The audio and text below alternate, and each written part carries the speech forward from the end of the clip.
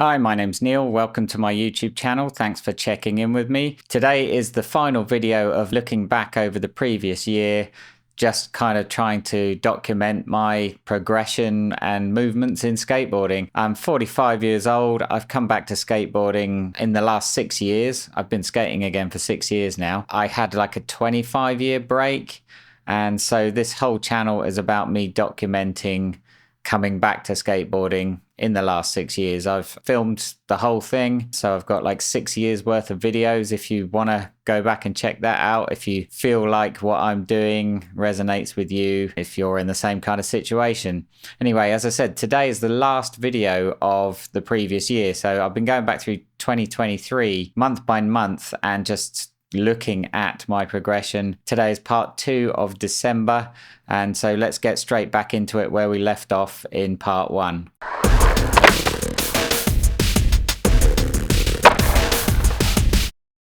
The next session that I filmed was at my local skate park, Bay 66, and this day I pretty much stuck to skating the bowl. I started things off by doing my regular warm-ups of going around in a pretty big circuit, just doing some 50-50s in the corners. And Matthew, who I was skating with, suggested that I try and do a board slide when I've come out of one of those corner 50-50s. So a little bit of experimentation, and I started to get those, which is good. It's nice to kind of add something a bit different to a line, and it can be sort of part of my warm-up line as well. So yeah, that was a good one. And then I just kind of mixed things up a bit with some other board slides and trying a few rock and roll slides. They seem to come and go, never really completely consistent with them, which is annoying.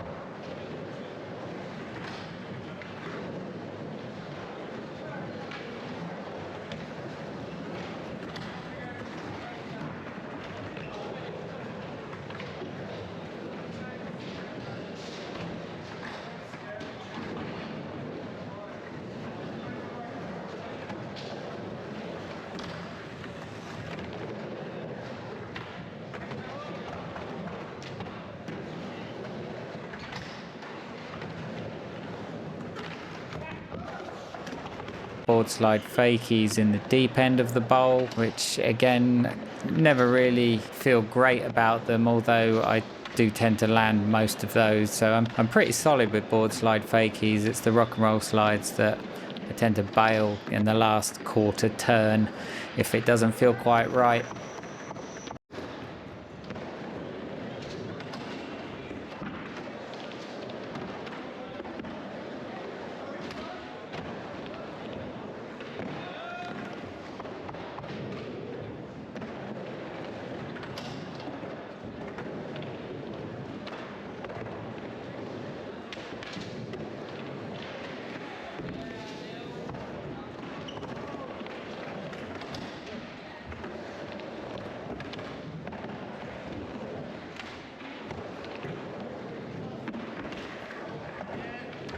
After that, I thought I would try and put into practice some of that front side axle stall moving into 50-50s, and I thought I'd do that in the shallow end of the bowl. I think it was the first time I started to do them there, and it was a lot scarier just because it's steeper. I think it's about 5.5 feet deep there, and the mini ramp is about 4.5 feet. But it's funny how much a foot difference it makes. The bowl is a bit steeper than the mini ramp as well, so turning in to a front side stall or 50-50 on something steeper again is just a new learning curve. It's different when the transition's quite shallow. The turn onto it doesn't feel quite so scary, and my turns are not so abrupt. But as it gets steeper, I feel like the turn is a lot steeper and more abrupt to get on there. I'm not really very good at doing a more gradual carve into it. I feel like I would slip down the wall if I wasn't careful, and that would probably be a case of not leaning back enough, not leaning and pushing into the wall enough, pushing away from me. But that's how it feels. And yeah, further practice required. But I started to get some of those stalls and very small kind of 50-50 grinds, I guess they are. But they're right up on top. I'm literally turning onto it and stopping on the top. And eventually, I should really be leaning back a lot further so that I'm staying in the ramp and I'm not stopping on the top. That kind of stopping and waiting on the top is it's a means to an end, but it's really not the greatest way of doing things. So I need to improve that.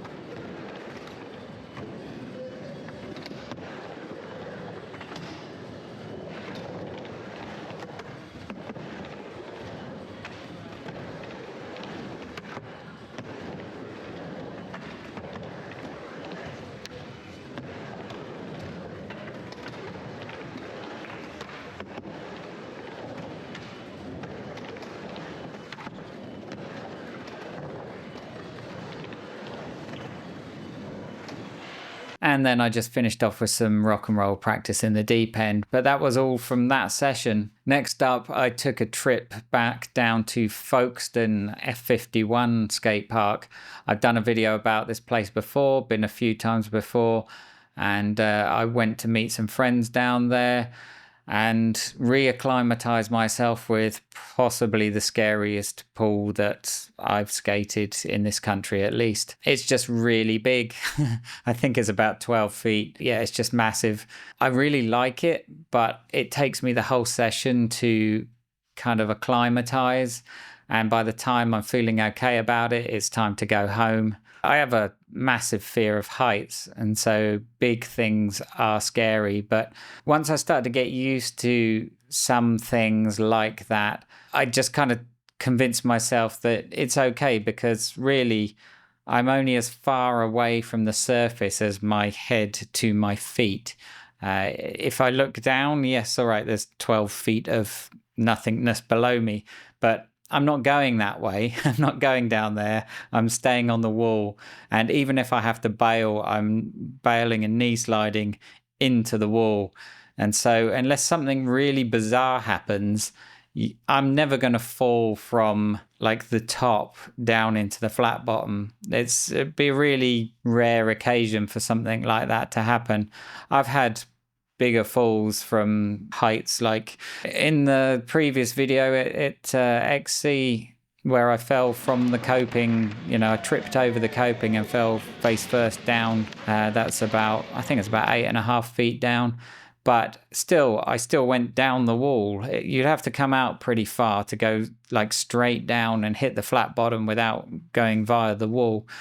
So you just have to kind of talk yourself into sticking against the wall in any eventuality. Now, when I go there, I just try and kind of carve grind a little bit, slash grinds, and a weak 50-50. I just about get on and get off all in one motion. I'm not standing up on there for very long because it's so big and because of the fear of heights and all that. So managing to turn out of it and roll away is really the achievement there. I could easily throw myself onto it into a 50-50 and then bail off, but staying on and like carving in and carving out, that's the real challenge, and I managed to do that. So yeah, I'm always quite pleased every time I go there and manage to at least get a crappy 50-50, because it's way more than I could really think I would be possibly able to do. So personal gains, really.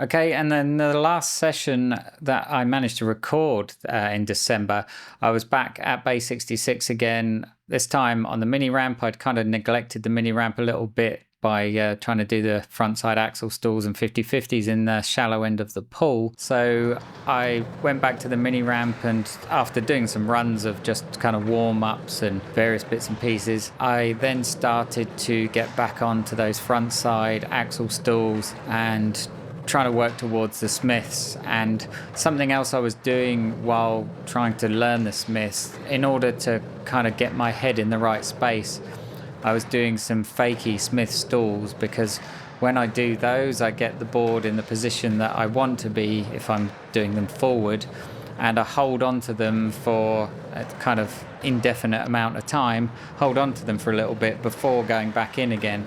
And that's what I want to do with them going forwards. I want to go towards the coping, turn in, hold it in a nice Smith position with the rail on the coping, and then just wait there for a couple of seconds and then go back in. That's the Smith stop that I'm looking for. And so I do those very well, usually going fakey, unless I kind of bail out of them because the balance is wrong. Once I get them and put it into position, I come up fakey, I turn into it with my truck, and I really lean on my heel side wheels and push it against the coping, and I can hang there for sort of a second or so, and then I can just front side turn back in again. So yeah, I do some of those between doing the front side axle stall, and all of it is trying to help me learn naturally to push back in my heels way more than I actually have been doing so far. I need to really come to terms with pushing back and leaning back way more than I am. But the fear of leaning back because I don't know what's going on behind me is an irrational fear, but it's also training my balance to allow me to lean back more.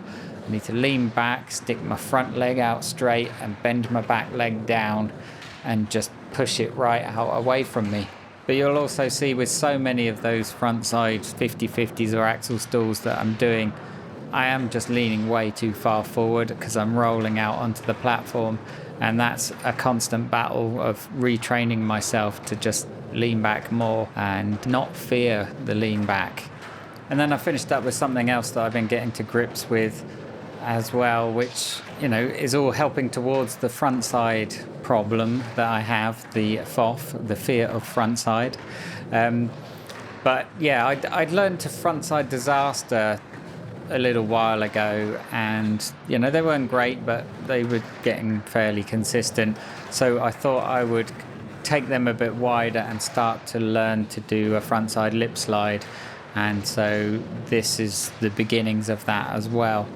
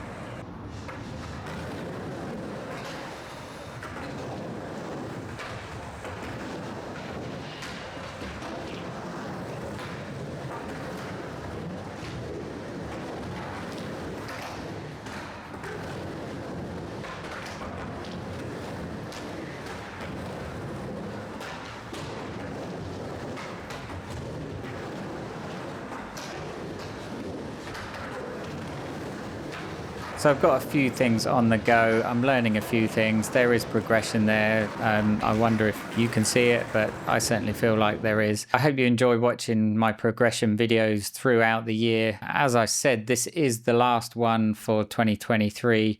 So I have the rest of 2024 ahead of me. It's taken way longer than I thought to get through these videos. I had way more material than I thought I had, and I also had way less time than I thought I might have.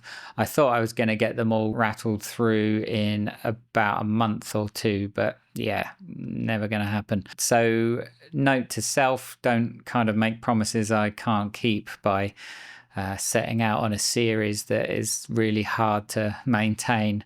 But yeah, I'm going to still try and do my reflections throughout 2024, but I don't know if I'm going to do them month by month or if I'm just going to kind of consolidate them into trick by trick, or if I'm going to do a few months at a time with just the pieces that really matter rather than all the attempts. But maybe I'll take your lead on that as well. What do you think I should do, and how do you think I should go about it? I do like the month by month because I can clearly see what the progression is, but I don't think I can necessarily do a video per month and keep up with it. So, I can do trick by trick, but then there's no real timeline about when I did that unless I try and timestamp the clip to show how long they took. But then you don't see any of the learning process. So it's a long question that I don't know the total answer to. I do like to see the learning process because so many people that upload video to YouTube, they just show the successes and they don't show how long it took to get there. For me, everything's a long process to learn, and so I want to kind of keep a touch of reality to what I'm showing. But anyway, yeah, let me know what you think in the comments below. Let me know what you're interested to see. And of course, you might want to check out some of these videos. I've got review videos talking about things like skateboard pads, helmets, wheels, my boards, all kinds of things. So go and have a scroll back through some of my old videos. It's not just all about the new stuff. Anyway, thanks for watching, and I will hopefully see you back here very soon. Take care.